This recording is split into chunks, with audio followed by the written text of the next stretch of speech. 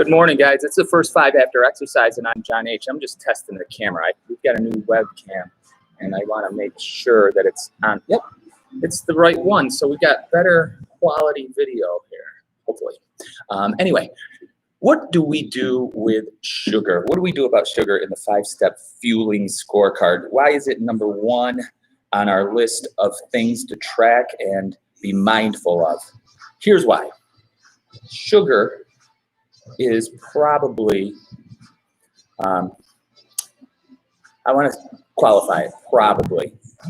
I'm sure I'm not thinking of something, aside from drugs and other things, poisonous stuff you can put in your body. It's probably the most destructive thing that we can put in our body, yet it is the most marketed. I'll see you in the morning, Stephen. The most marketed food on the planet. Our modern Western world was founded on the sugar trade. When Columbus landed in the West Indies and set up shop there, they started growing sugar cane. The climate was perfect for it, and the sugar cartel quickly dominated civilization, the civilized Western world. And it was a cause of wars. It was the driving force behind slave trade. Sugar has a deep-rooted history in our culture. But as far as we're concerned, sugar, as it relates to our health and fitness, we are putting virtually a controlled substance in our body each time we consume sugar. First of all, you have dopamine receptors in your brain. When you elicit a high from a cocaine or other stimulant, you're filling those receptors and you're creating a euphoric state. Sugar fills those receptors in a very similar fashion. So you're almost getting high on sugar. And if you pay attention to it and track these type of things, I've been fascinated by nutrition for 35 years since I really got into working out and I wanted to amplify my results. Nutrition was the surefire way to do that. And I started a deep dive and continue today into nutrition and what we put in our body.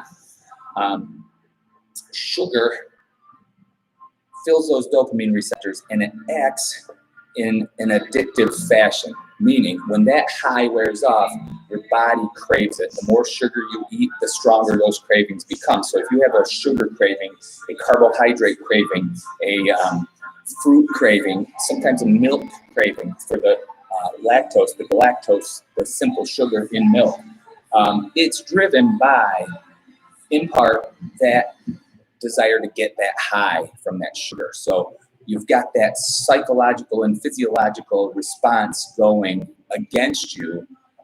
And I say against you because here's the other detrimental thing that happens when we put sugar in our body. Our body produces insulin because sugar enters right into our bloodstream through our stomach walls. I'm going to turn this music down a little bit. I've got about 1.5 minutes left. So anyway, we're just going to have to talk over it. So insulin's produced because that sugar cannot be in the blood. That is a diabetic condition when you don't produce the insulin to take that sugar out of the blood, to clean that sugar out and store it in your cells. So that insulin production also protects us. It kind of triggers the fat storage process, or at least is a key assister in that. So sugar is energy, right? So we store it in our cells, our muscle cells, for use later on. There's it's been studied, a locking mechanism with insulin storing that sugar that occurs because your brain's going to kind of seek that out as you need energy throughout the day or throughout the week or month or year. If you go back to prehistoric man and we were foragers and we were hunters, we went periods of time without food, so we had to access that stored energy. That's one of the primary fundamental principles behind keto eating, paleo eating. We want to force our body to find that stored energy and use it so it eliminates our body's fat stores. But we don't starve in modern society. So we lock that sugar in there, and then our body says, well, we're not going to use that sugar. We're going to going to convert it to fat. So if you keep triggering that insulin response, one negative is you're going to become pre-diabetic and maybe even develop type 2 diabetes, where you just become blunted, or the insulin response just doesn't respond as it should. That becomes problematic. You have to take insulin for that. But the other thing is, you're not going to find that stored energy for use, and it's going to convert into body fat, and you're going to kind of stub your toe in your attempts to lose body fat. So we keep sugar to a minimum for those reasons that I've stated.